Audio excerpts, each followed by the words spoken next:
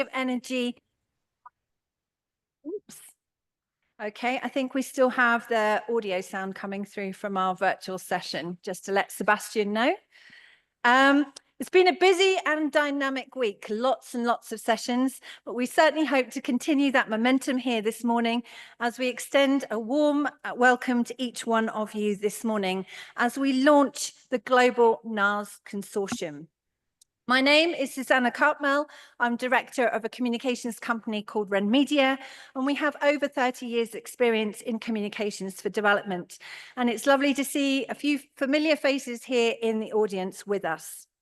We're proud to currently be supporting GFAIR in its work to strengthen collaboration across agricultural research systems globally. And I'm here to guide you through the session today. We're just going to start while we wait for a few more people to join us with a video to introduce us to GFAIR.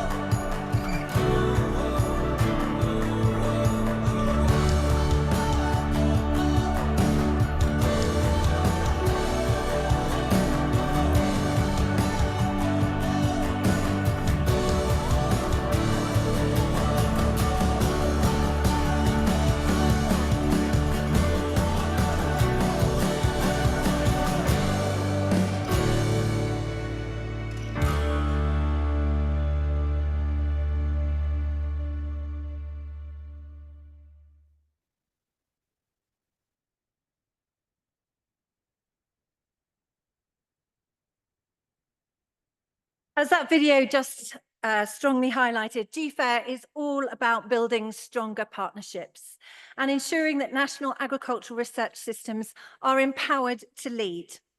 That vision is right at the heart of today's event, as you bear witness to this launch of the official launch of the GNC. It's an important moment to stand alongside partners, champions, and colleagues who all share a common goal: to ensure that our national systems have the influence, the resources, and the partnerships they need to drive meaningful change. The GNC marks a significant step forward in that journey.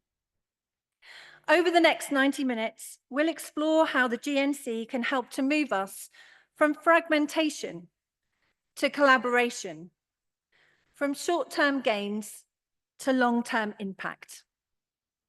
We'll hear from those who have helped bring this initiative to life, from regional and global partners, and most importantly, from the NARS representatives who are at the centre of this effort. But before we delve into today's discussions, it's my great pleasure to invite someone who has played a central role in GFAIR and in bringing the GNC to life. Professor Dr. Hildegard Lingnau, our Executive Secretary at GFAIR. Hildegard has been a driving force behind this initiative, and she is a passionate advocate for stronger, more connected national research systems. Hildegard, please come and join me to share your welcome and reflections.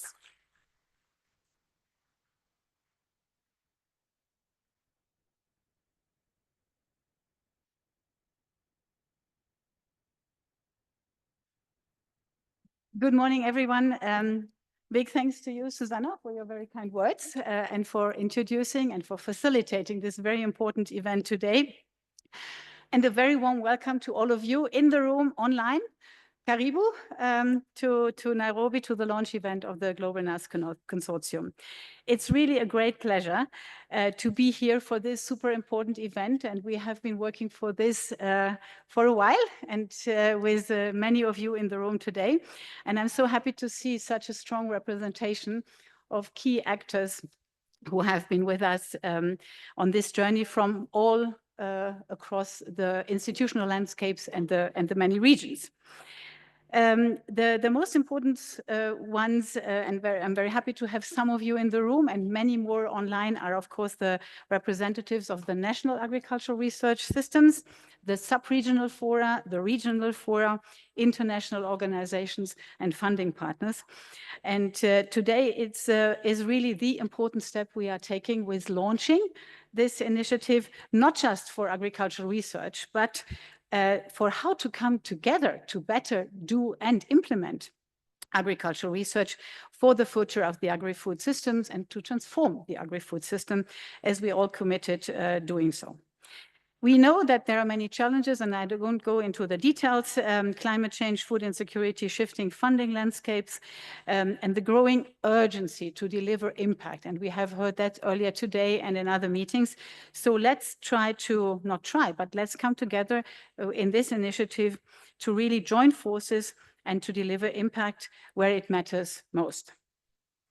These challenges require more than individual or even isolated initiatives and efforts.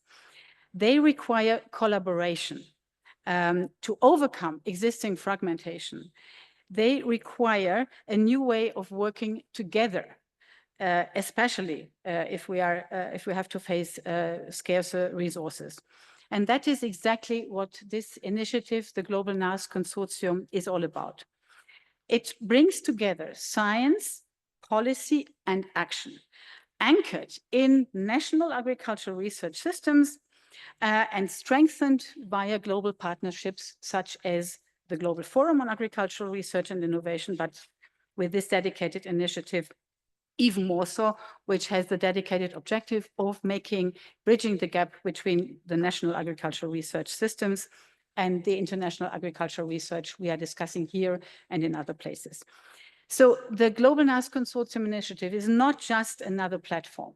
It is a mechanism for change for existing platforms and institutions and initiatives. And in that sense, I think it's really, hopefully, a value addition and a win-win solution for all of us.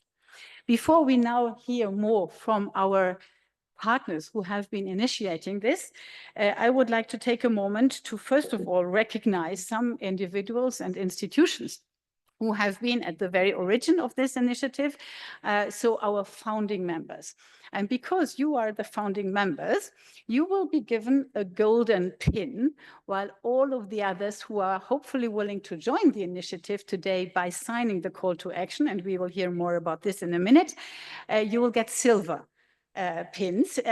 So you are all most welcome, but we want to give a special recognition to those who have been the champions from the very beginning, to mark your support, your insight, your leadership, and that has been critical to come here today, and we are truly grateful for this.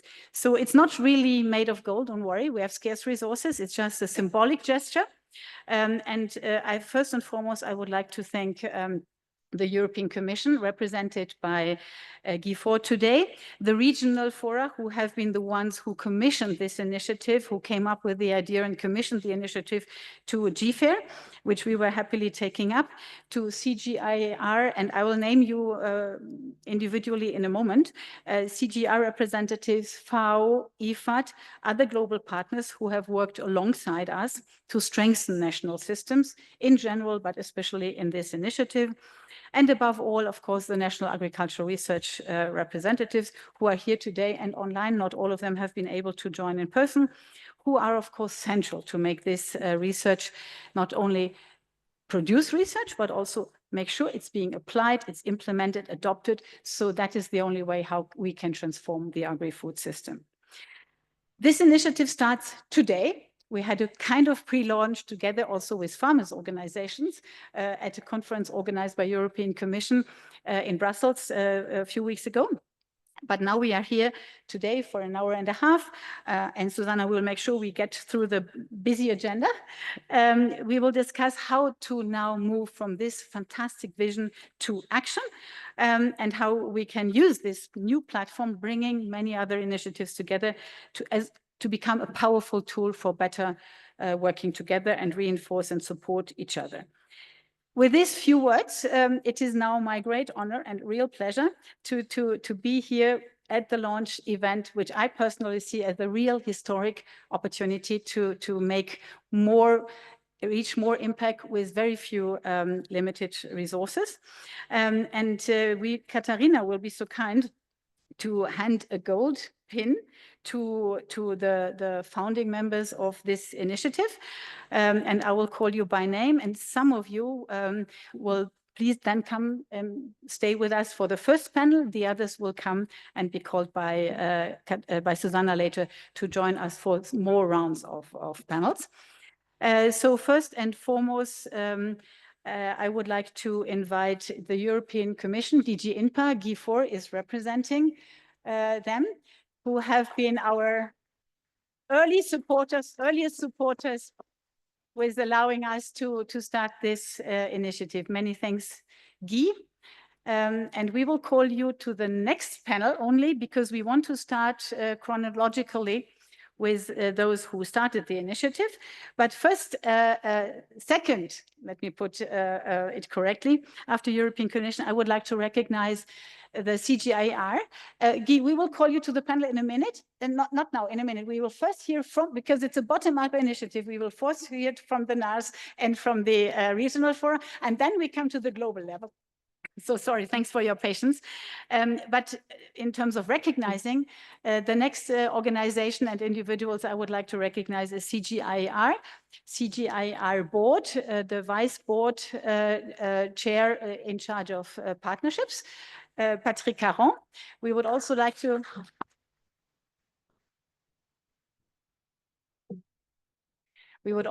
acknowledge Juan Lucas Restrepo and his partnership team. He can't be with us today. He had to travel back already, but he was a driving force from the very beginning for this initiative, but also for all the work we are doing based on our partnership principles in many other regards. And we will have more opportunities to hear about how we are doing this based on the engagement framework and the partnership strategy that we had the pleasure of working with CGIAR. And we will hear from colleagues speaking in one of the other panels coming in a minute, how we are doing this in the new portfolio. Next is please one representative from a big NARS called Ambrapa. And I would like to thank Mariella, who is representing Ambrapa.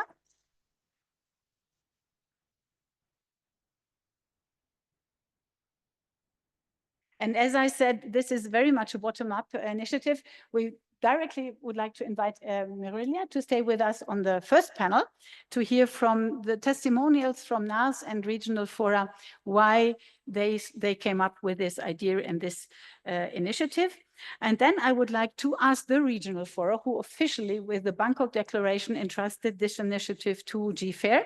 And let's start in alphabetic order. Agre, the Director General of FARA, is with us.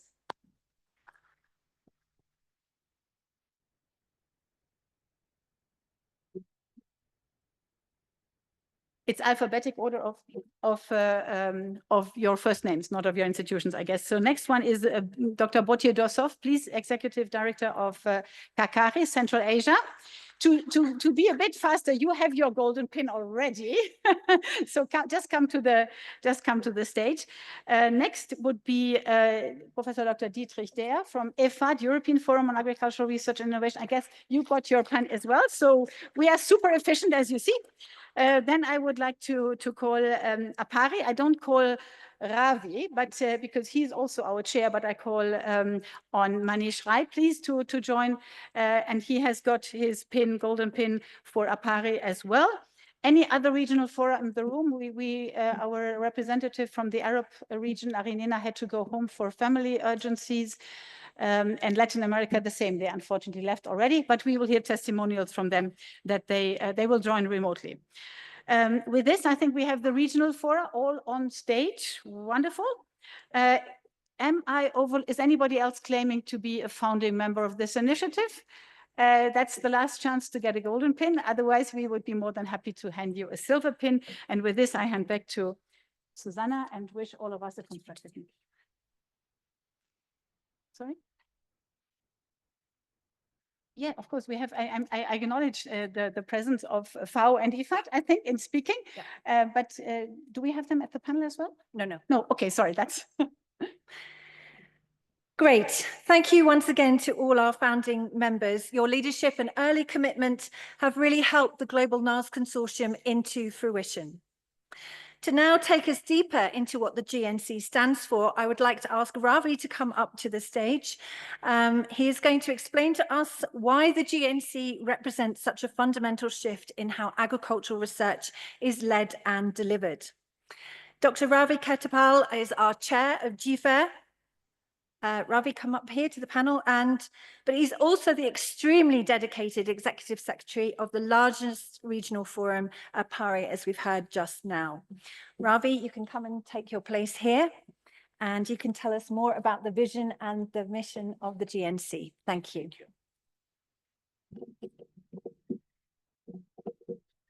Good morning, everyone.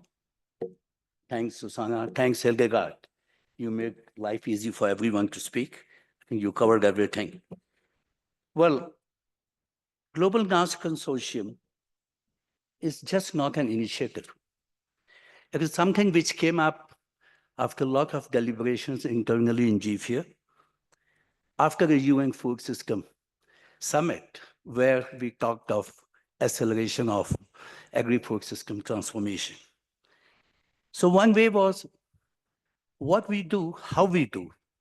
When we questioned on the how, we found that there are a lot of global organizations which are doing quite well, like CGIAR has done a great job. But it needs to be complemented and supplemented with a new mechanism of acceleration of food security. That is how this Global NARS Consortium was born. We conceived it 2 years ago, initially in discussion with the GFAIR Secretary, Hildegard, and we took it forward. We had a lot of advisory committee meetings, stakeholder consultation in all the regions. And eventually it culminated into a Bangkok declaration where we invited everyone to ensure that all regional fora are singing the same song. So that is how it was born. Once it was born, then we had to really find a way how we really are going to mean it to the global community. Now, about the challenges in agriculture and all, it's been properly highlighted in the last 2.5 days. Hildegard also touched about it. The major point here was how we can take the fragmented research work into a more cohesive, impact-oriented work in what we talk a lot now on scaling up innovation. Scaling up, we are talking a lot last 10 years. Actually, we all are guilty because we had never gone beyond the output. We could never reach, scaling is only outcome. So now we are talking more of scaling up because every organization is talking a lot because now they feel we have to have a better outreach. And that is what we try to capture, that key point in the Global NARS Consortium. So GNC is going to be a paradigm shift. Can I have the next? Yeah. The next slide. Next slide, yeah, please. Who's? Oh, okay, sorry. Okay. Showing the slides? No, it's showing only my photo. Yes. It's okay. Slides will come, but let me slide into the next point I wanted to make. So first of all, I would like to tell you why we need GNC. I think that is very crucial, why we need GNC. Now, we need GNC for multiple reasons. First of all, we really need to think of NARS. You call it NARES, NARIS, there are many definitions of it. NARS, they are the center of agriculture, research, development, and innovation in any country, where all international organizations try to come and make a difference.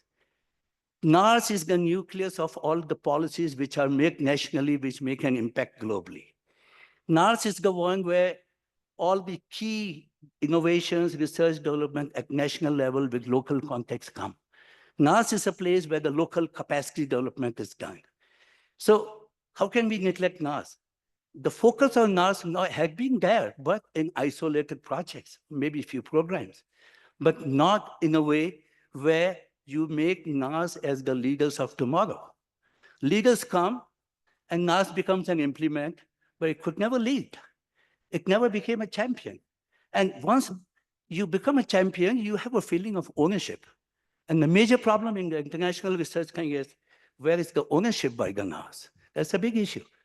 Because every work in the world is in a project mode, and you can't help it. So NARS is a place where you have to focus on national investment. Of course, there's a global European Commission, World Bank, regional banks, and a lot of funding agencies. But unless you have a national investment, there won't be a long-term ownership, there won't be a long-term impact, there won't be a long-term capacity. Capacities are developed, capacities evaporate, new capacities come. So there are a lot of things which, if you look at NARS, why NARS are important. And that is where the CAPTCHA program, which CGIAR is launching, I think becomes very complementary to what we are going to do. And it's a very, very crucial point of where CGIAR has directly hit now. And we are very happy to see that CAPTCHA. Now, it's okay. I think slides are not coming, no issue. Then I would like to highlight how NARS bridges the gap. We want NARS to shape the agenda. We want NARS to look at from global to the local scenario. We want NARS to look at innovation which are demand-driven. Not some international organization is saying, oh, you need this innovation. It has to come from NARS. It has to be demand-driven. So that is where we feel we hit on the right capacity. We hit at bullseye. We really make a difference in the overall agri-food system transformation. Now, CGIAR has done a great job, and we are very, very grateful to them, and they are going to be a big partner. But only thing is we are going to bring our flavor into the kind of how we are going to work. We are going to do facilitation. We are not going really for coordination. We are going to facilitate. Because we work with our limited resource. With time, maybe we grow more. So we will see how things happen. And again, NARS is a place where we have to work on the public-private partnership in the local context. Because what we talk about public-private partnership now is talk to Bill Gates, talk to this agency, that agency. No, you need to look at the local private sector who has an interest in that innovation. You have to engage them. Then only we can really mean the public-private partnership in the real sense on the ground. People look at private sector only for funding, which I think is a wrong notion. We have to change that concept, which we are going to do here in this GNC. So in practice, what we are going to do, we are going to make NARS as a leader. It's easy to say, but we know there's a bumpy journey ahead. We want to make NARS as a leader. We want to make NARS to set the priorities, NARS to have their local specific, context-specific capacities, be it for the individual capacity, be it for the institutional capacity, be it for the enabling environment. We want NARS to have a voice in the global policy space, which is not there. Now, in building the GNC, we are now expanding the membership and governance. We are trying to strengthen the partnership with funders. Sustainable financing is very crucial. And most crucial is launching the pilot. And we can't fail in the pilot.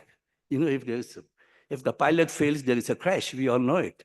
So that pilot thing, we really need to do very carefully. We are fine-tuning our pilot. We are trying to see, we are making a work plan. And I'm not going to say much here, but I'll be happy to take any question, maybe after the session, if you have any queries, how we are moving forward. So with these few words, I would like to stop here. Thank you so much, Susanna. Thank you.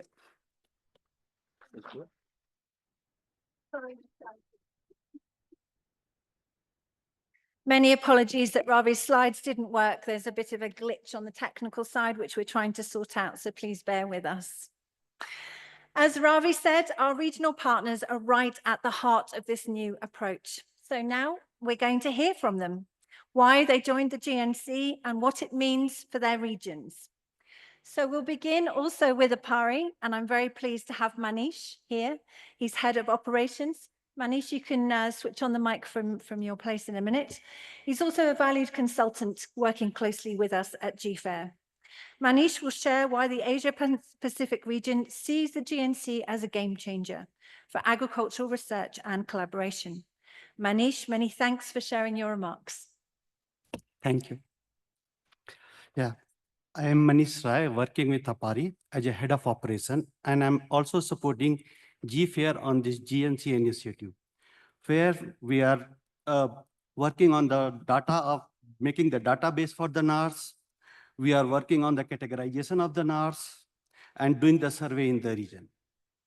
As we all know that Asia is the largest region in the global south, and where we have both, like the major powerhouses like China and India, and we have the small island countries in Pacific.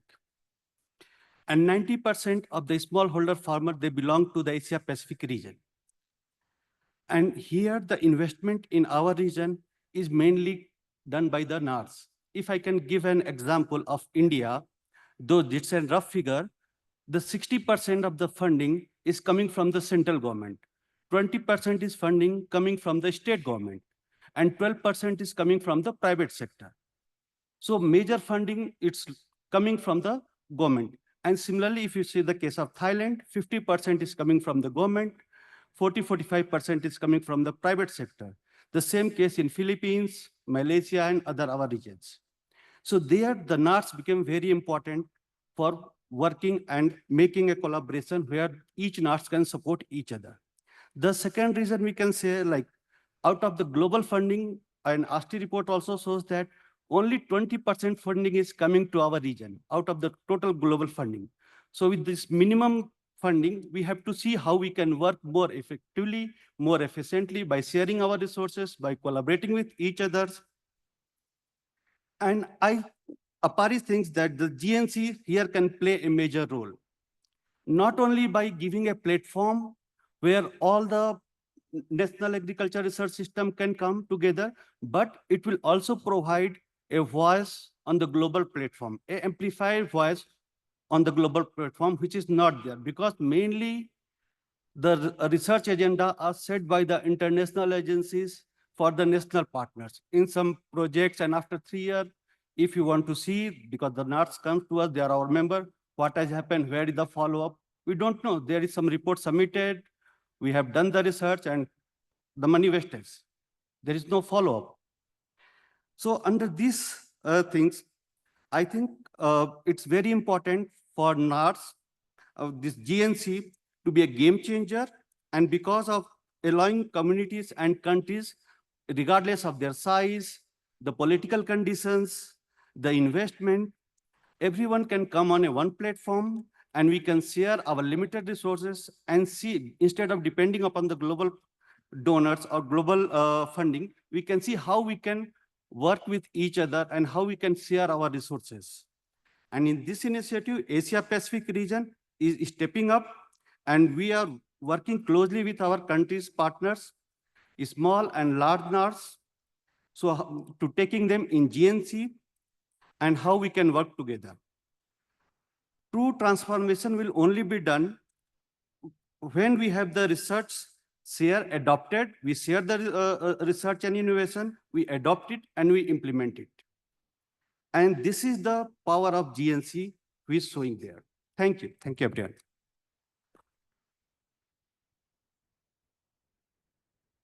Thanks, Manish, for the reminder of the diversity and potential across the Asia-Pacific region and the importance of sharing knowledge across countries of all sizes.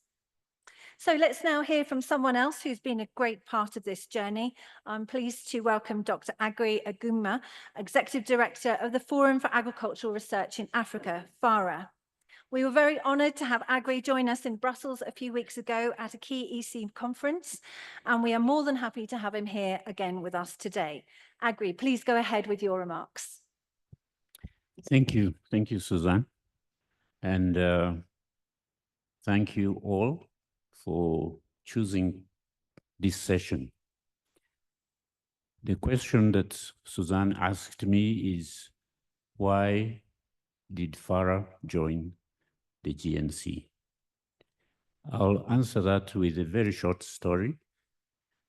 About 2 years ago, the director of the National Agricultural Research Institute in Uganda, that is responsible for coffee research, was desperately looking for a contact of the director of a similar institution in Colombia, because he had heard that they had discovered a solution to a problem of a coffee disease that was rampant in the Ugandan context, Arabica variety.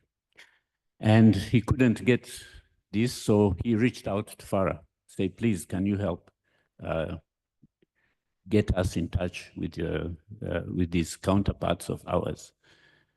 So I leveraged the connections we have through GIFA for Agro, and through for Agro, we were able to get eventually to Colombia. And we got the contact to the director back in Uganda. It took several days to get through these loops. What this shows is that NARES do not have, especially NARES in Africa, at least in this context, do not have a straightforward mechanisms of reaching out to one another to have exchanges. And so when the idea of a GNC was mooted, I saw this as an opportunity that would give the NARIS in Africa an opportunity to connect and be able to exchange with their counterparts in other regions of the world. I say in other regions of the world because within the continent, within Africa, we have a mechanism for NARS to exchange. We have sub-regional organizations, Asareka, Cadesa, Coraf, NASRO.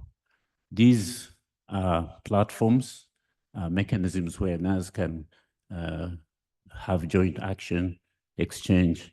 But when it comes to connecting with others outside, that's where the problem is. And so the specific value or the biggest value that we see the GNC contributing is those exchanges. And the sub-regional organizations can also tap into the GNC, because when the GNC facilitates those bilateral exchanges between NARS, the sub-regional organizations can facilitate the spillover from those exchanges throughout their regions. So that's the main value I thought at the beginning. Then yesterday, we had the launch of ICRISAT strategy for Africa. And as we were discussing the GNC, it occurred that actually the GNC will be very valuable to a center like ICRISAT that has a geographic mandate. So our NARS are organized around geography. We have sub-regional organizations, we have continental organizations, but we don't have an organization that brings the NARS across thematic lines. So thematic lines like we would say dryland areas are thematic in this sense. And so we could have within the GNC an arrangement where the NARS that work within the drylands can come together and exchange. We can have an arrangement where the NARS that are very big on rice can come together and exchange or be able to support those that are trying to become big in some commodities. So the advantages are many, and I could go on, but Suzanne, I know how stern your eye is when it comes time, so I'll stop there. Thank you.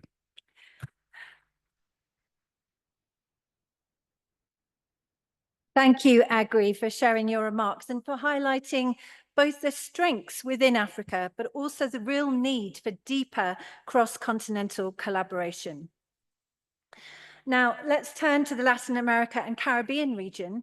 And such is the demand this week that Dr. Mohamed Ibrahim, who's the Executive Secretary for FARAGO, the Forum of the Americas on Agricultural Research and Technology Development, is actually got a double booking, so he wasn't able to be with us. However, we're really pleased to have in his place a video message sent late last night from Lloyd Day, who is the Deputy Director General of ICA, who will share how regional collaboration is evolving in the region. So over to the video, hopefully.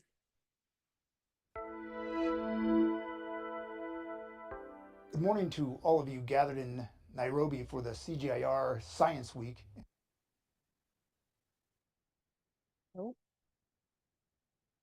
And the official launch of the Global National Agricultural Research Consortium.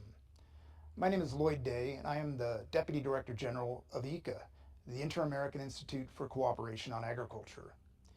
ICA was founded 82 years ago by Henry Wallace, the Secretary of Agriculture and also the Vice President of the United States, along with the Ministers of Agriculture of Costa Rica and Ecuador. It was founded in the middle of a war as a symbol of friendship and of economic and cultural relations for the nations of the Americas, from Canada in the north all the way to Argentina in the south, including the nations of the Caribbean. ICA was founded as an Institute of Agricultural Sciences, and in particular, tropical agriculture, and we remain committed to the importance of science and are very excited about the potential that scientific advancement, bolstered by investments in research and innovation, will bring to the world of agriculture to help us to tackle the existential challenges of feeding a growing population while also taking care of our planet. Over the last few weeks, ICA has convened academics and scientists from around the world at our headquarters here in San Jose, Costa Rica, to build upon the 82-year-old foundation of our institute.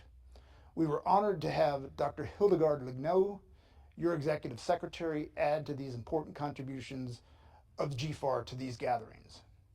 Like the NARS Consortium, we truly believe that alliances and cooperation among national research institutes, technical cooperation agencies, and academia, the private sector, and farmers and ranchers from around the world will help us meet those existential challenges. The advancement in science today and the speed with which innovation is being developed make us very optimistic that we will meet the challenges of our time and build a better world together. But that requires funding, focus, collaboration, and including all stakeholders.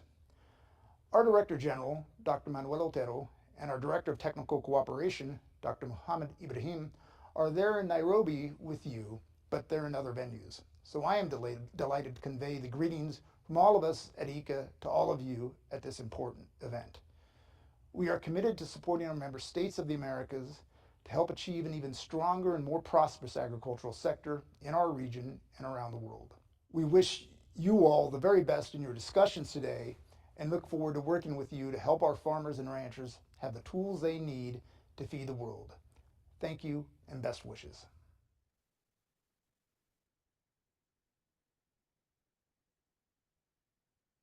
Our thanks once again to Lloyd for getting that message to us. We really do appreciate it. And we also appreciate our virtual host, Sebastian, who is managing to make all the technology work. It's not an easy job, and we appreciate that he's with us.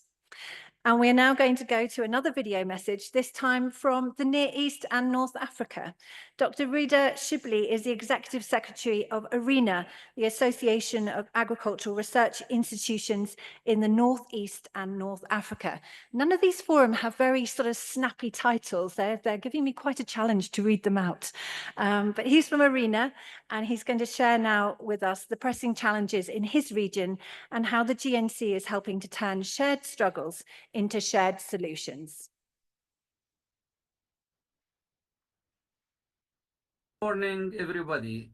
I am Rida Shibli, the Executive Secretary of the Association of Agricultural Research Institutions in the Near East and North Africa, ARENA. Agriculture in the Near East and North Africa is facing profound challenges. Climate change, water scarcity, and economic pressure are also placing immense strain on our food system. Our national research institutions are working hard to develop solutions, but no single country can tackle these issues alone. This is why the Global NARS Consortium, GNC, is so critical. Our region urgently needs to connect with others in the Global South. The GNC provides a structured platform for this exchange, ensuring that scientific advancement in our region can be adapted and applied in another. Beyond research, the GNC also strengthens our role in policy discussions, ensuring that national and regional agricultural strategies are informed by the latest evidence. Whether it's water efficient agriculture, climate adaptation, or seed system resilience, the GNC ensures that innovations move beyond academic institutions and into the hands of those who need them most, our farmers and food producers. For a region where challenges are great, collaboration is not optional, it's essential. The GNC allows us to learn, share, and build resilience together, creating a future where agricultural research is not just global in scope, but truly inclusive and impactful.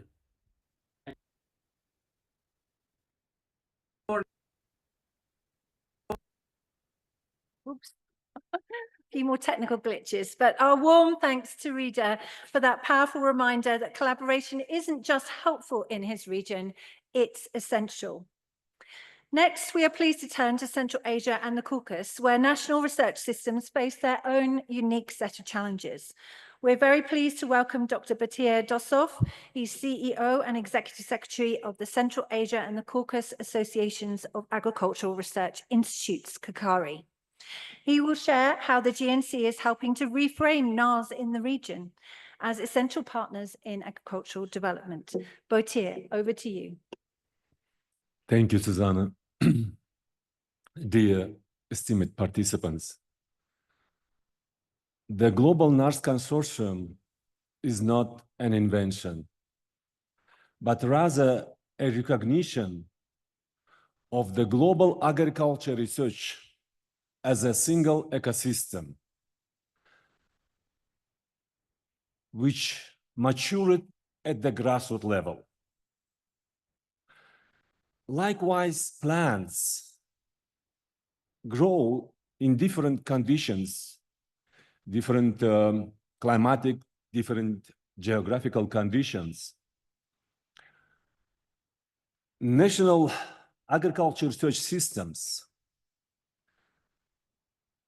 around the world represent diverse but interconnected components of the single global agricultural research ecosystem.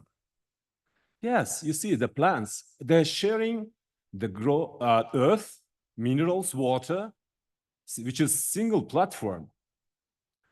Therefore, the role of the GNC, Global NARS Consortium, is not just facilitating cooperation. It nurtures co-growth and interconnectedness among the national agriculture research systems and its components, ultimately benefiting the agriculture and society as whole. In Central Asia and the Caucasus, many national agriculture research systems face significant challenges, underfunded, under-resources, and thus perceived as a burden to the economy. But many NARS in Central Asia and Caucasus struggle to survive, like plants deprived of the water. However, the mission of the National Agriculture Research System is not merely to survive. Its purpose to ensure food security, nutrition, protect biodiversity, sustain agriculture and natural resources for future generations, especially in the face of threats of the climate change. So Global NARS Consortium shift that paradigm, but by advocating that national agriculture research systems should be viewed as vital contributors to the national agri-food development.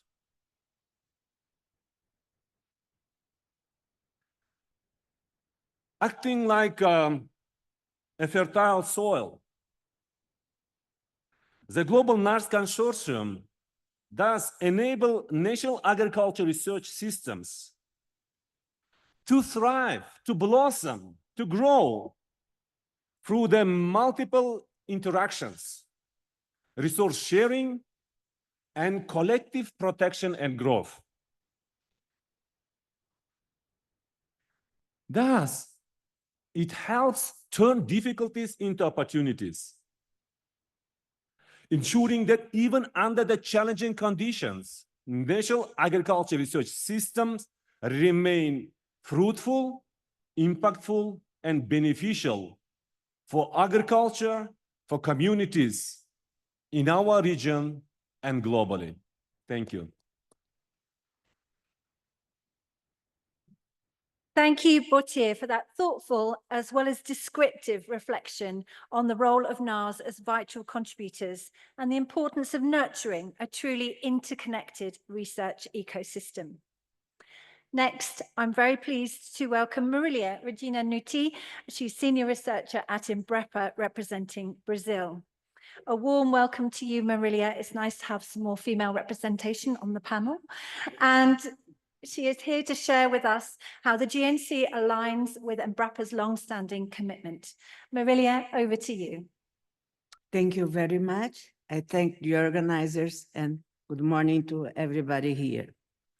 It's an honor to represent Brazil and Embrapa at the launch of the Global NARS Consortium. For us, the GNC is not only a platform for collaboration, but also a powerful opportunity to amplify the impact of agricultural research for the benefit of our people and the planet. In Brazil, agriculture is a cornerstone for our economy and a source of livelihood for millions. Yet, as we face the escalating challenges of climate change, food insecurity, and biodiversity loss, the need for a resilient and sustainable agriculture system has never been greater. Embrapa has a long championed research-driven solutions, applying science to enhance productivity while safeguarding our natural resources. For us, the GNC provides an essential framework for global collaboration. It transforms research from isolated efforts into collective action. By sharing knowledge, technologies, and innovations, we can accelerate the development of climate-resilient crops, sustainable farming practices, and solutions that enhance food security. Importantly, this collaboration ensures that advancements we achieved are inclusive and equitable, reaching farmers and communities who need the most. For Embrapa, the GNC is a catalyst for strengthening partnerships. It enables us to exchange experiences with other NARES, co-develop solutions tailored to the regional challenges, and contribute to the global dialogue on sustainable agriculture. Through this interconnected ecosystem, we turn shared challenges into shared solutions. In Brazil, we believe that sustainable agriculture is not just about increasing yields. It's about nourishing people, preserving ecosystem, and building resilient communities. The GNC reinforces this vision, serving as a fertile ground for growth, innovation, and impact change. Thank you. Marilia, thank you for that inspiring perspective from Embrapa, and we really are very pleased to have you here. And also for reminding us how collaboration can drive both innovation and equity. Last but not least, to close this last round of regional reflections, we turn to Europe, where research systems are also feeling the pressure of climate change, and there is a need for stronger cross-border cooperation. We're delighted to welcome Professor Dietrich Dahr, Chair of the European Forum on Agricultural Research for Development, IFAD, and also a professor at Wilhelmshaven, Triesdorf University in Germany. Dietrich brings a valuable perspective on why Europe needs the GNC, not just to share knowledge, but to learn, adapt, and contribute to a more connected global research community. Dietrich, please. Thank you, Susanna. Also from the perspective of European stakeholders in agricultural research for development, the GNC arrives at exactly the right time. Agri has just shared an illustrative example of the benefits that this initiative can bring about. And as Susanna has already mentioned, across Europe, we are seeing increasing climate stress from soil degradation to prolonged droughts, which demands coordinated and innovative responses. But our national research systems still face fragmentation with limited cross-border collaboration and too many institutions still working in silos. The Global NARS Consortium offers a structured, inclusive platform to overcome that. It creates space for Europe to both contribute to and learn from global agricultural innovation, especially from partners from the Global South, where climate-smart solutions are already being applied and adapted. This, of course, is a two-way exchange, and this is essential. But there is a second aspect to the GNC, which Ravi in his introductory speech has already alluded to. The GNC also helps to shift the power dynamics in agricultural research. For too long, national systems have had to respond to externally set agendas. Now we have a mechanism where countries can shape their own priorities, strengthen collaboration, and accelerate impact. It's not just about producing research. It's about making it relevant, applied, and accessible across borders. For Europe, this is an opportunity to rethink how we engage with our global partners, moving from fragmented efforts to more effective, inclusive solutions that support sustainable agriculture and food systems for everyone. Thank you. Dietrich, thank you for that powerful reminder that collaboration is not a one-way street. And it clearly highlights that while our challenges across the regions may differ, our shared purpose unites us. Now, having had those regional reflections, I'm very pleased to call on my colleague Romano, our Vice Chair from GFAR, and he's going to highlight to us where each one of you can take part in this initiative, and he's going to walk us through the call to action. Romano. Thanks, Susanna, and hello, everybody. So we have heard from Hildegard, not just the celebration of our funding partners, but also about a current reality defined by complex and urgent challenges that demand a new and bolder way of working. Ravi added the vision and the mission of the Global NARS Consortium, why it was created, what it aims to achieve, and how it can transform agricultural research at global and local level.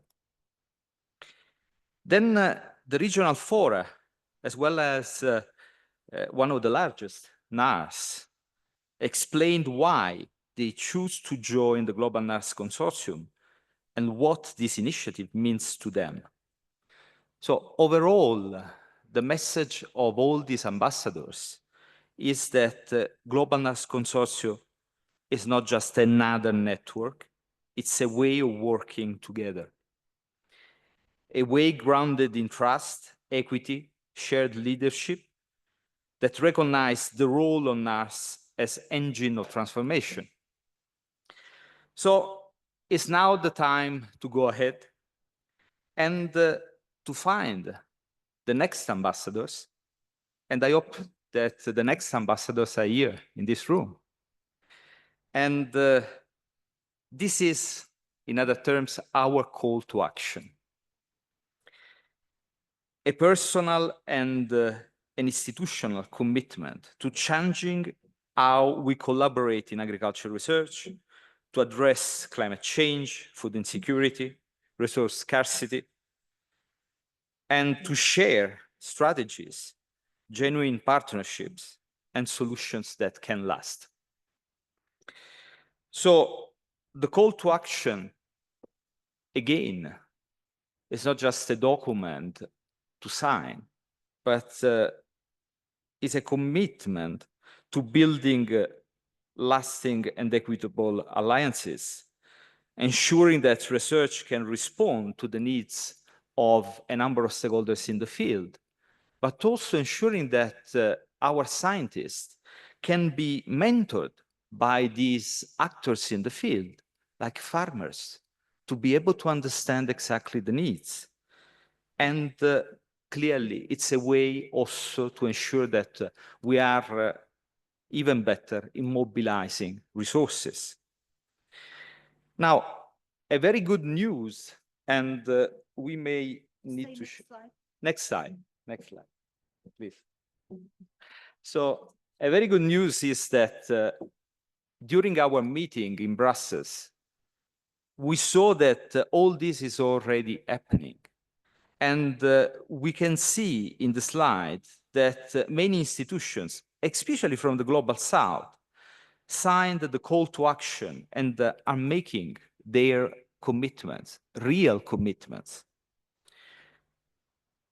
And now clearly it's the time for Nairobi also to share that we can make these real commitments. So if we go to the next slide, I mean, we have a number of pillars that are inspiring these commitments. And these are really about strengthening the global influence on NARS so that they can help shape agendas, funding priorities, policy frameworks, building co-lead partnerships based on mutual trust, shared leadership, joint investments, promoting cross-regional cooperations, because knowledge and innovation needs to flow, particularly from south to south. Developing capacities, training, infrastructures, strong networks, and clearly also enable large NARS, so large platforms, to support smaller one and lesser structured research systems.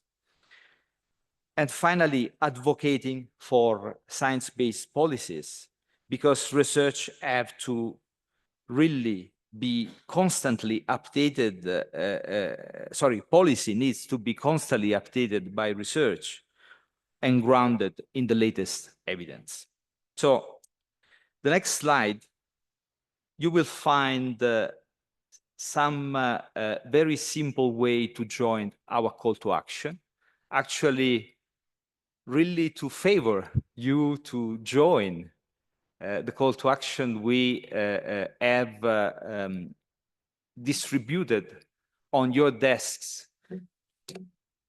One very simple document, so you can sign this document and give it back to Katerina, that in return will give you a pin to show your ambassadorship to everyone else.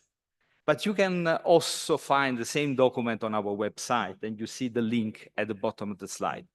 Now, if you follow me, and clearly if you trust me, I would like also you to scan this QR code so that we can write down this commitment together. It will take just 1 minute. So if you can scan, and if you can follow the instructions of the Mentimeter, you will see that this is not the usual Mentimeter survey, but it's really a practical way to sign together this commitment. And you will see that, I don't know if we have any additional slides on this, probably not, but we can say that the first question will be about what is the contributions that you see on that you see for GNC, and then I mean some data about your organization so that we will be able to follow up. And clearly you will have then the possibility to virtually sign these and authorize us to come back to you for a follow-up. Now, how many of you have managed to sign it now online? Please raise your hands. Fantastic. So, Katerina, these are our new ambassadors that deserve a pin. So please make sure that you are reaching out to Katerina immediately at the end of this event so that really we can create something new all together. Thanks a lot.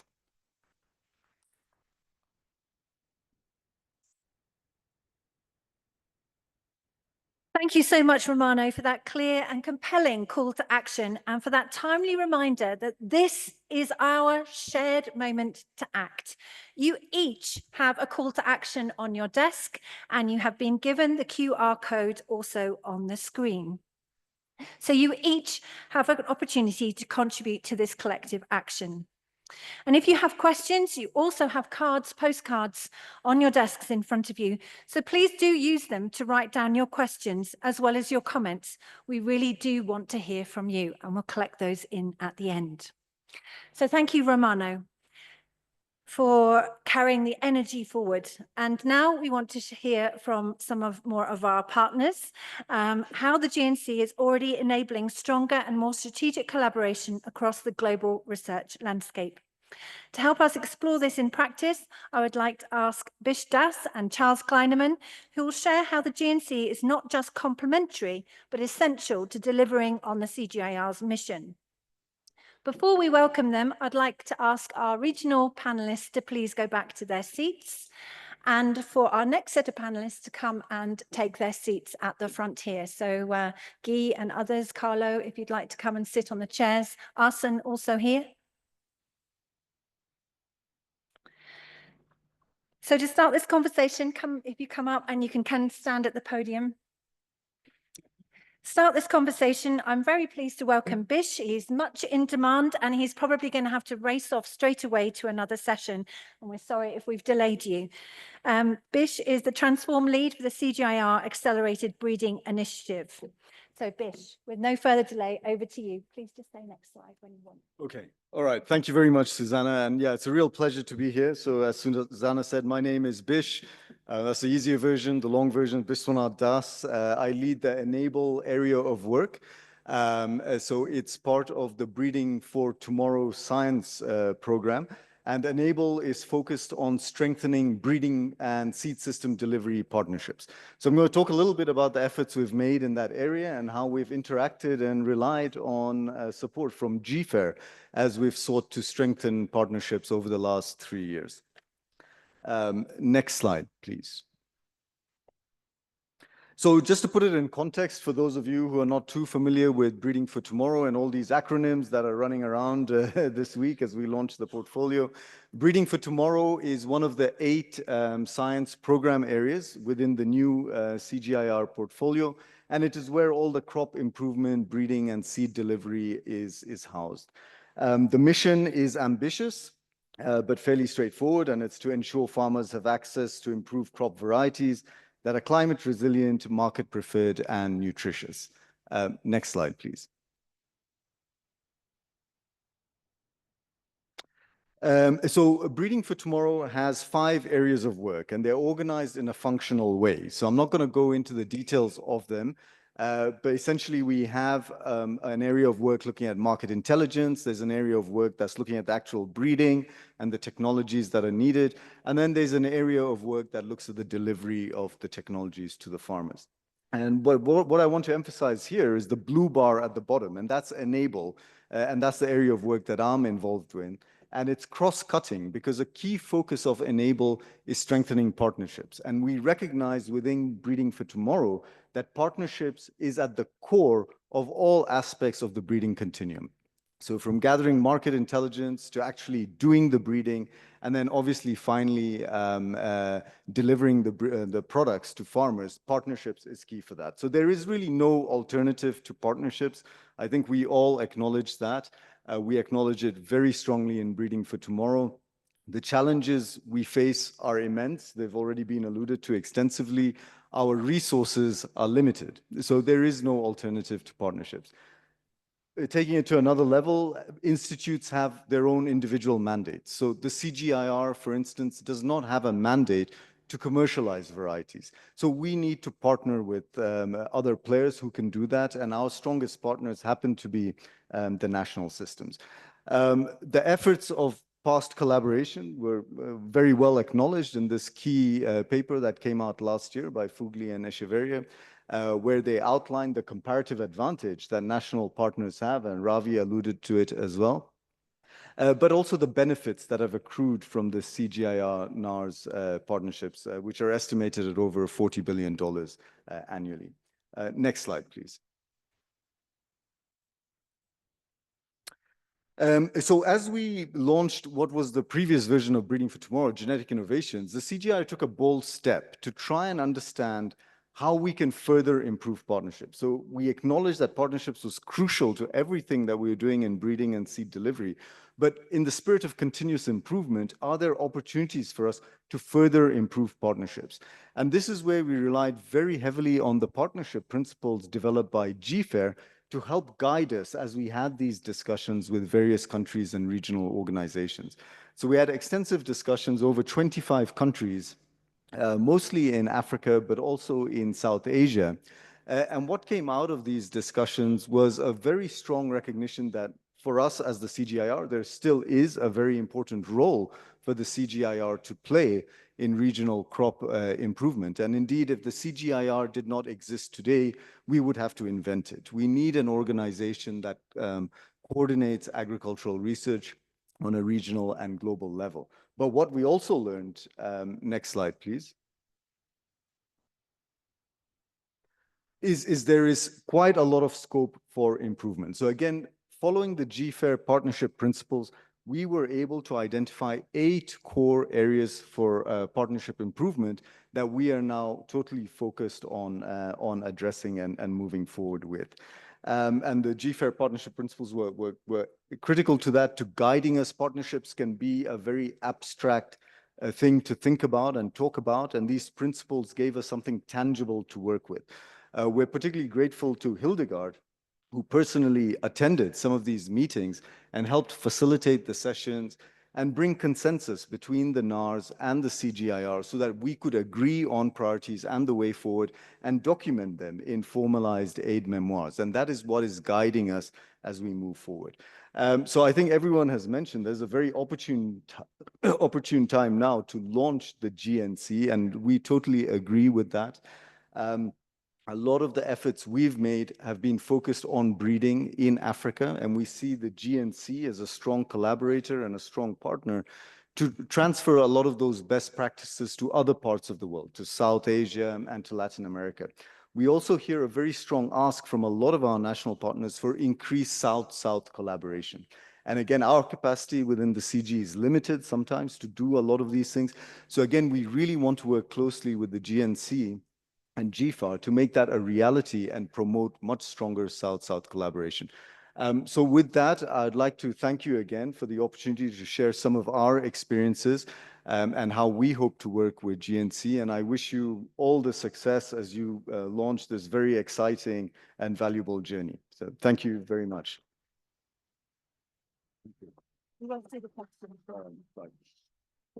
Thank you, Bish, for those really valuable insights into how you're working hand in hand with the national research systems. I was going to hope to ask Bish a question, but I'm afraid we're getting a little bit short of time, and Bish also needs to get off to another session. So thank you again for being with us this morning. Now, I'd really like to warmly welcome Charles Kleinerman, who leads the Capture Capacity Sharing Initiative within the CGIAR. He's going to highlight how they're sharing expertise, tools, and resources for a more resilient, inclusive research system for the future. Charles, thank you. So, my background is a bit different than most of the people here. I'm coming from political science, international relations, been working with politicians at the European Parliament, at the European Commission, with member states of the EU. And then I realized when I joined ICARDA 12 years ago, is it better? 12 or 13 years ago, I was a little bit fed up about what was happening in the European construction. And I was the Secretary General of the European Movement International, working with 42 national councils in the different countries. And then I said, I cannot change the mindset. Where is the spirit of 1948 when Churchill called for the Hague Congress? Come to the CGIAR and then in ICARDA escaping from Syria, decentralization mood, or we work together. And when I look at the CGIAR and the way we have been doing, and I'm coming to the capacity development part, it was like spread a little bit everywhere. It's embedded in center, it's embedded in science, what they call now science program, and you can find capacity development everywhere. But what is capacity development? It's not capacity building alone. It's not training technical skills for scientists only. It's also working on organizational development. What do we do with our national program to make it together better organized, better fit for purpose for the mission, as such as the extension services system? Because I do agree, Javi, with you, at the end, what is remaining is those institutions. I do remember one element that was said by the former president of the European Parliament, Pat Cox, at the time that he was president of the parliament, and we were creating the Annalene Foundation in Alexandria. He told me one more institutions to build when there is already existing institutions that we need to build on and really make them fit for purpose, but using the capacities and the knowledge that those institutions are. And that's exactly what I have seen when we talk about GFAIR and the collaboration I had since Jordan when I was based 12 years ago with Arinena, hosted with us, ICARDA, within the national program in Jordan. And that's still the way that I remind myself, oh, the collaboration took place there together. And it's still continuing to do that play in that game. Next slide, please. It works. In the capacity sharing, all people are asking me why sharing, and it doesn't exist. If you go on internet and you type capacity sharing, there is no definition. And I just mentioned them because capacity development is not understood firstly by our organization. So we need to change the name, maybe they will start understanding. And that's what started the revolutions 2 years ago, when some colleagues who were having that memory of what was existing in the CG called back Juan Lucas, and the link with GFAIR also, Ruben, also a link, and said, Charles, we were setting up like 6 years ago a capacity development community of practice in the CG, but it didn't fly. And I say it didn't fly even if you get a very good external review made. It didn't fly because some people doesn't still understand what it means. But 15 years or 20 years back, you had an institution that was doing doing that work, looking at where are the needs, where are the demand, analyzing impact assessments, and based on that, building programmatic approach. And that was exactly the aim of capacity development. And so the sharing, what is important is that sharing is amongst CG centers, because I'm coming from a center point of view. We have never had a program on capacity development, if you want, at the CGIAR level one, which is the first time. And I want to thank all the colleagues in the System Council also for the support they have been giving to that, because it is strategic. And it links all the science program together, the capacity sharing. Sharing is also sharing with partners. Everybody has a mandate. We don't have to work on the mandate of the other. We have to build together.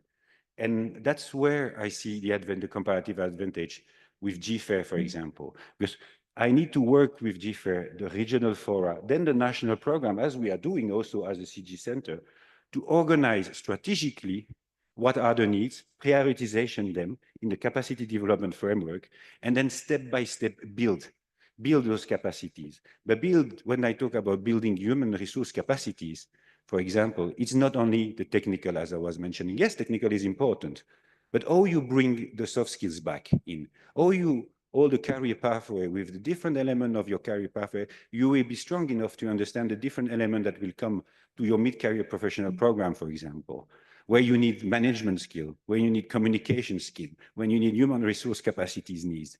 This is not, you are all learning by doing without being equipped by tools and methods. And so that's the next things we need to do for bringing that generation. Also, I wanted to mention, Javi, with INRA in Morocco, for example, there is a very huge generation gap coming in the national program in terms of succession plan. And we were starting to say, okay, what are the position priority that we need to build the next leader by breeding can be on socioeconomic, and how we are going to start to create that generation gap filling and equipping them. And then this is, I think, touching a lot of the national program. And so we have to work on that all together. And I would say, yeah, the capacity sharing innovation, when we look at it, it's like an innovation laboratory where we talk together about impact assessment made by the different partners, analyzing them, what is missing, organizing ourselves, what are the methods and the tools used, either for extension services in terms of science. So it's really creativity there together with the different partners. And then you look at the source-of triangular cooperation. Which one is the best one that can support based on the analysis we have been made? So it might not be a CG center. It might be a NARS. It might be an NGO, depending on the subject, but you need to identify the right one. And to do so, you cannot be split everywhere. So you need to work with international and regional fora, with each of our mandate and collaboration. And that's why GFAIR and the GNC is very important to us as a capacity sharing partner within the new portfolio. And really, and want to say for FARA, AGRA also, but as you see, there is a lot of overlapping between each of us. And so we need to harmonize that. And that's part of the game of the work on the capacity sharing, so we can then work with the other colleagues. Thank you very much. I wanted to tell you one thing. Tomorrow, we have a session. So join the parallel session 8 to 10, okay? And you will have Ravi with us. You will have other colleagues that will be with us and explaining also piloting case that we have been doing the last 2 years. They call it CGIAR, conference room 3, 8 to 10, and you have a survey that my colleagues will distribute you in case you want. It will be open after Science Week 2, but good to do it if you can, and join us. And really, thanks so much. Thank you so much.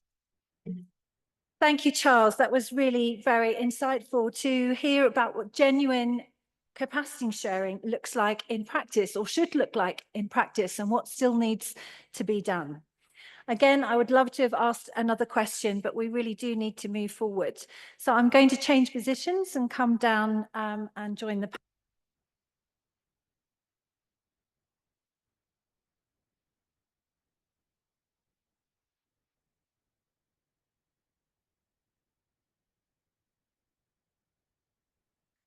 Okay, great. Thank you for your help.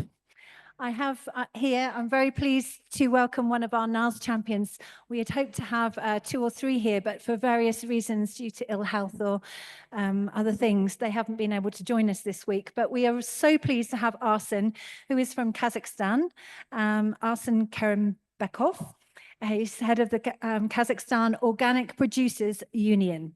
So Arsen, welcome. You're going to share with us just some brief remarks on what is happening in your country and with your association. Good morning, everyone. We are proud of member of, firstly, IFARM International, IFARM Organic, IFARM Europe in Organic, and scientific platform in Europe, TP Organic, if you know. Our team consists of leading experts and analysts, not from only Kazakhstan, but also from the border Central Asia region, is 5 countries, if you know, and Caucasus, 3 countries. Our primary goal is to bridge the gap between global research and the needs of our local farmers. I think it's the first. We constantly gather a business proposal and work closely with our scientific institutes in Central Asia to make sure that research is practically applied, not fundamental, practically applied firstly. Looking ahead over the next 5 to 7 years, we see a critical need for applied research. For example, we need research to focus on sustainability firstly, rather than just productivity. This shift is challenging because the past 80 to 90 years, research has primarily focused on maximizing crop yields and harvest firstly, if you all know about this. We're actively working to engage young researchers and help create global database of organic research with TP Organic. This will accelerate the transfer of new and forgotten, maybe not new, forgotten technologies and new technologies. Additionally, collaboration with our ministries of agriculture, we are developing ways to support and subsidize organic producers in Central Asia.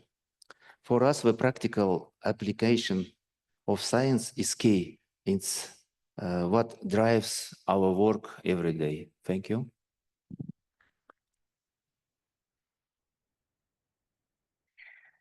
Thank you, Arsen, so much for sharing that perspective and just giving us a small window into the developments in Kazakhstan.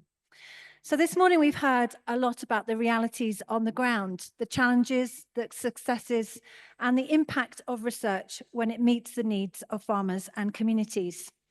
I'm now pleased to welcome 4 panelists with us here.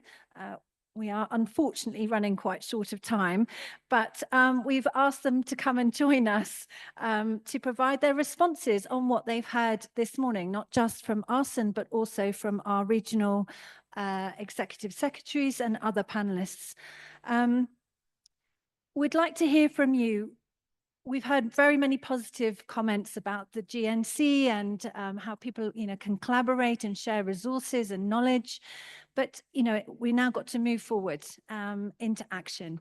So we'd like to get your perspectives, please, on how you see that and to bring it to your where you're coming from. So first of all, I'm very pleased to welcome Guy Faure. We were together in Brussels just 3 or 4 weeks ago. He's from DG INPA at the European Commission, and he's going to provide his response. Thank you. Thank you very much. So we had already some discussion regarding what we can expect from the Global NARS Consortium.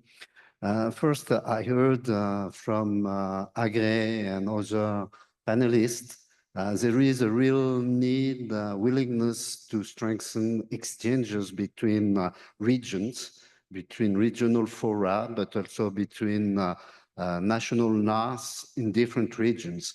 To some extent, it's for us, it's quite a key point, but not so easy to organize. because there are many topics, there are many organizations, there are different levels, region, countries, sub-countries.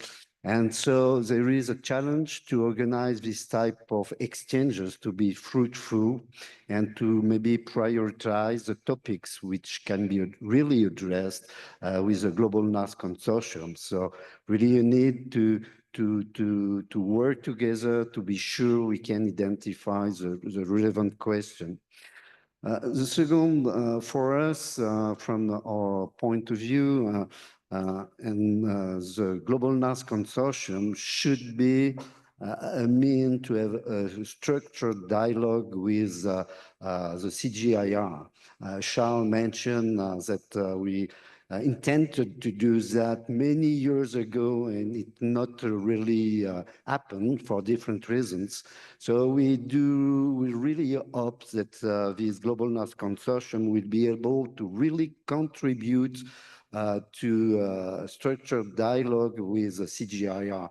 It means to contribute to the construction of the science portfolio, and to contribute to the monitoring of and implementation of the portfolio.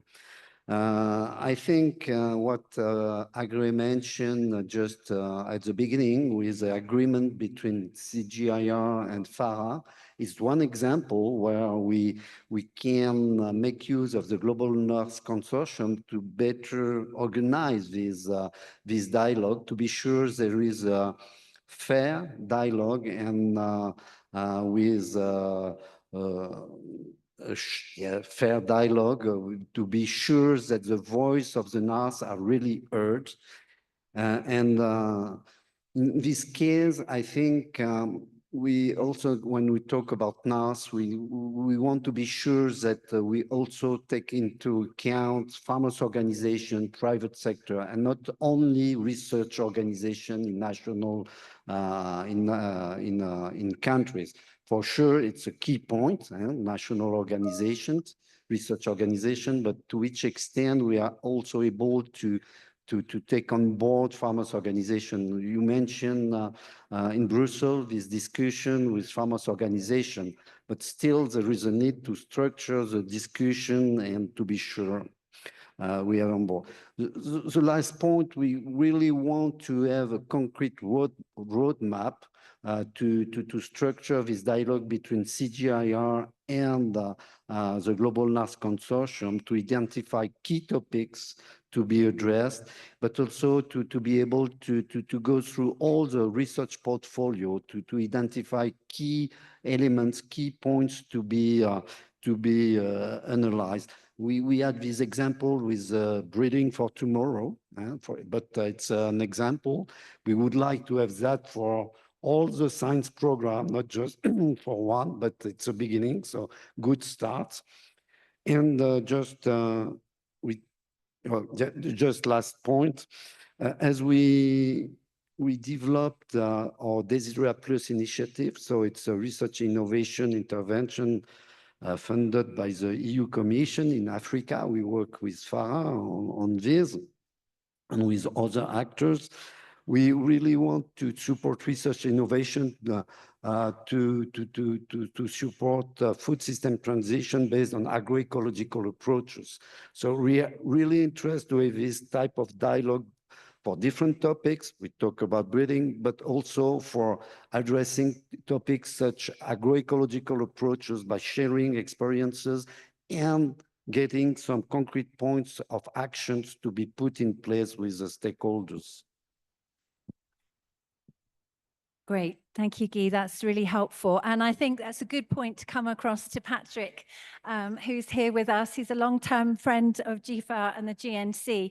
But you've heard from Guy, you know, that dialogue is needed with the CGIAR.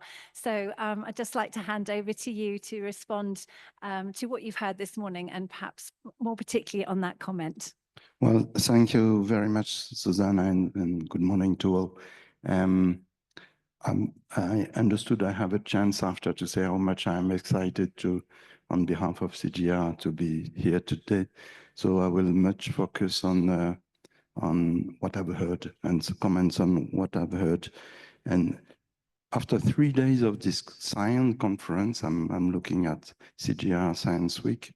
The title I would give to the conference is Partnership for Impact. And I would add, that's a personal note, partnership for intelligence for impact. And that's not just playing with words, that's a conviction that the research is important and the architecture of research is important to address the future challenges. What I've heard this morning, I had the conviction already, but that was a very clear demonstration. I've heard 4 functions that this global network could address. The first one, and that's not completely a surprise, we've been discussing about that. The first one is to prevent duplication in a moment where resources are scarce. The second one is to facilitate connection and to boost synergies. We've heard from Agre, the Colombia-Uganda connection. That was a fantastic example. The third one is about making sure that research agenda is focused on demands, is demand-driven. And the fourth one is what we've heard about capacity sharing and more than capacity strengthening. But if you allow me, I would add 3 functions on top of what I've heard, and I would challenge us on those 3 functions. The first one, I would call it how to build collective intelligence at the global level. We have also some global issues to address. We've heard about climate change, biodiversity loss. I can also mention trade, how trade will look like in the future. So there is a need, and this global network can play a role in that, number 1.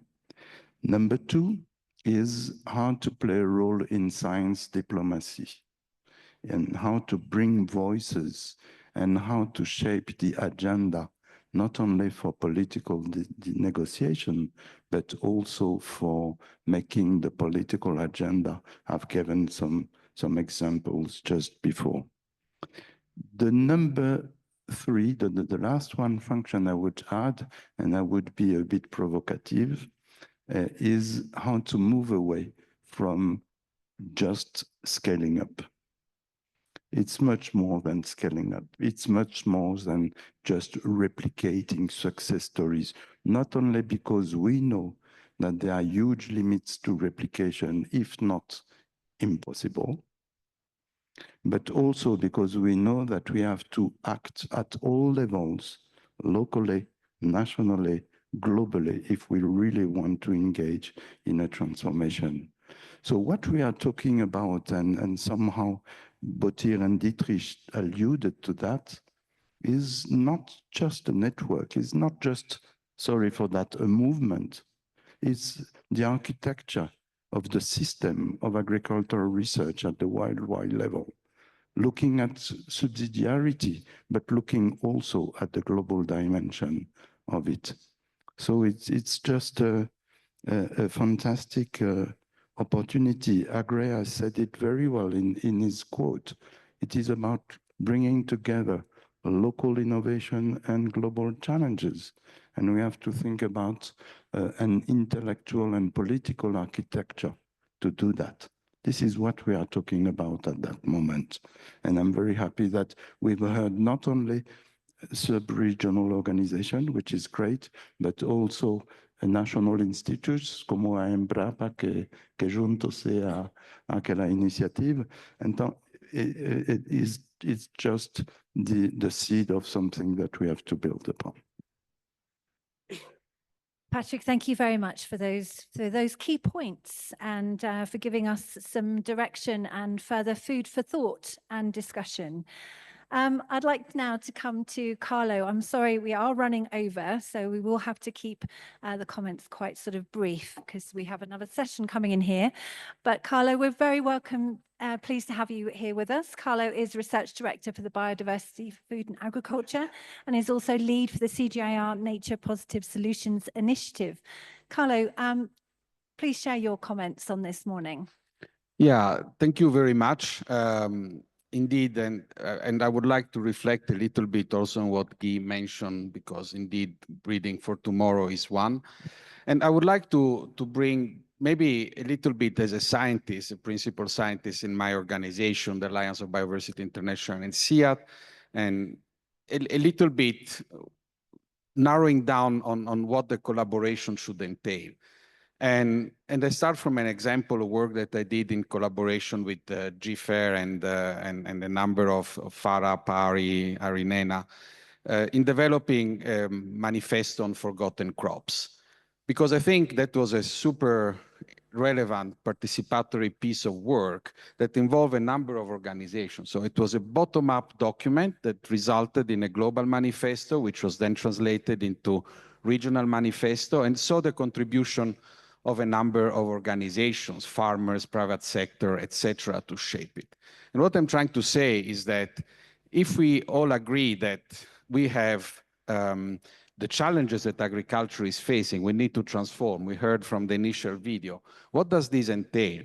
Breeding is essential, but breeding happens in soil. Breeding needs pollinators. Breeding needs a number of features in nature, and it goes to the agroecological principles, a number of features in nature that will also make breeding successful. So my reflection here is that different regions, different NARS, different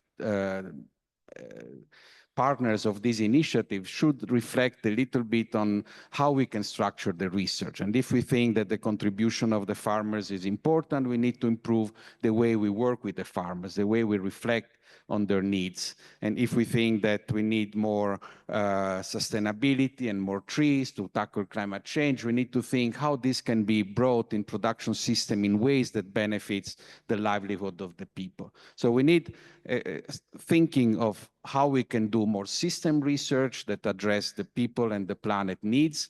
And we need to think how we can work better with the NARS to make sure that the type of research that is a little bit different from what has happened in the past 40, 50 years can be structured so that we can deliver on our goals. And tomorrow we have the launch of the multifunctional landscape science program of the CGIAR, and you're all welcome to join. Thank you. Fantastic. Thank you very much. And what time is that tomorrow? Actually, we have from 8 to 10, the official launch, and then from 10:30 to 2:30 side events where we go more into the details. Wonderful. Thank you very much. And agroecology is one of the key areas that actually GFAIR and the GNC is already exploring and working on. So thank you both for bringing up this very important topic. Now, last but not least, I'm really pleased to welcome Julianne here. She's the lead author of the CGIAR flagship report, which is being launched tonight. So she'll also do a bit of a plug for that. So Julianne, thank you for being here, and please do share your remarks. Thank you very much. I would love to be the lead author. We actually have a writer. I'm the lead researcher for the flagship report. So I led the process for development of a flagship report. We have also had a wonderful writer that has been pulling all of the words together to reflect what people have been telling us for the report. So I think it's wonderful to have the diversity on the panel here, because when you said 4 things, I thought, oh my goodness, you've got my 4 things. But actually, you know, we didn't cheat. I have 4 different things. So that's the great thing about coming to a session like this, is that you all see different things when you're sitting and listening to the session. So for me, I had 4 reflections that, I mean, I'm very excited about the network, and 4 things that really, for me, I was quite excited about seeing the potential for. The number one was the potential for thought leadership by the network. Alone, your voice might not be heard, but together this is going to be visual on the global stage. And that's so impressive. Number 2 is the ability to have a strategic convening of people and resources and learnings. So I say strategic because, of course, as we heard in an era of declining resources, we need to be quite thoughtful about that. But it's a great opportunity for all of those involved in the network to bring those resources, those people, and bring them together around common priorities and tell people these are our common priorities and we need investment in that space. 3, I see it as a great catalyst for innovation in your context. So often people talk in very sophisticated ways about innovation, but I often think about innovation as looking at something that works in one context and then trialing it in a different context where it's never been used before. And this is a great opportunity where you can look over each other's shoulders and see what's happening in the different contexts that you're working and see what may work in your context as well. So that peer learning. Number 4, capacity development and sharing. And I think it's one that's been mentioned over and over again, but when I was listening to the speakers, I was thinking about, yes, this is going to happen at an executive level and it's going to happen in senior management level, but I was thinking about being a young scientist again and how excited I would have been to have the opportunity to come from Australia or another country and spend some time in ICAR in India, or go and spend some time in Embrapa and actually spend some time there and learn from other scientists, but then keep those relationships going for the rest of my career. And I see that happening. That's already happened in a lot of places, but this could be formalized through the network. And that could be something that really brings the connection together from the foundations of the organizations, not just at the top of the organizations. Before I finish, and I know we're short of time, I'd like to lay down a little challenge for the group. I see this as a global family. I come from a big family. My dad is one of 15 children. My mother is one of 7. And so we're very used to these big kind of loud family gatherings. I'm Australian, so that's part of our culture. Families really push you. And I see this with this network. I think you've got the potential to really push each other and say things perhaps to your peers that you might not say in other contexts. You know each other the best. You know your siblings. You know what your peers are experiencing. Of course, you've got different contexts, but and you can push each other for ambition. Families can be more honest. We can be a bit more honest than we can be in other circumstances.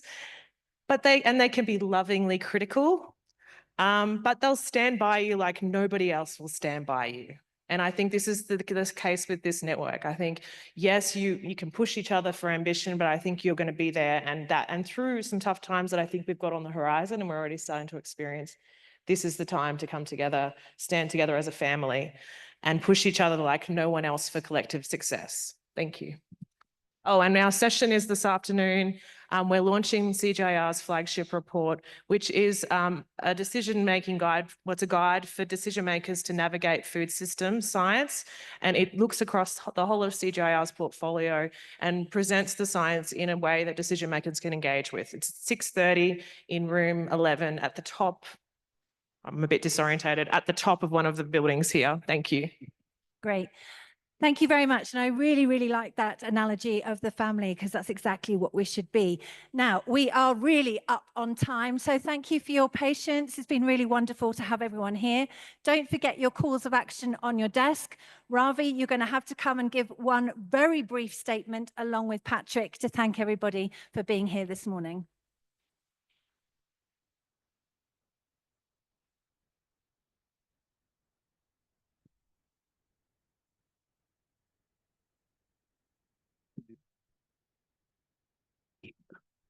We heard everyone, and I don't need to repeat or summarize. I will just say something purely non-technical right now. GNC is being launched on a very auspicious day, at a very auspicious continent. Why? Because in the East, we say, when it's raining a lot, you should start a new job, and the job will be done well. So we had good rains in Nairobi today, and GNC has been launched, and it is a real collective way of moving forward. It was conceived in Asia, then it was agreed globally, and now it is launched in Nairobi. I thank you all for coming for the launch. I'm really grateful to the panelists. Thank you so much.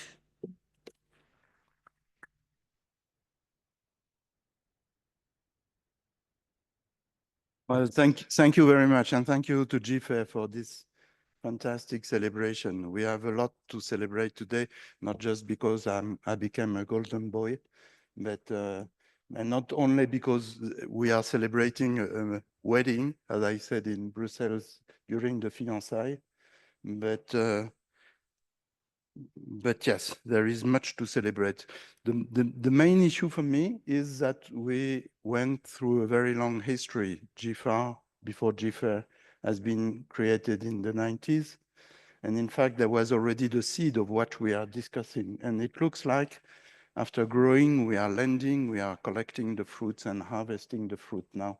And this is absolutely fantastic. And from where I sit, GFAIR and CGIAR together have been involved in a series of events.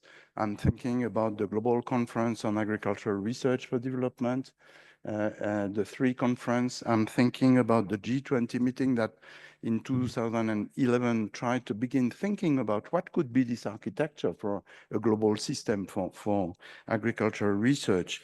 I'm thinking as well as a very special partnership between GFAIR and CGIAR, which is at the moment through the alliance.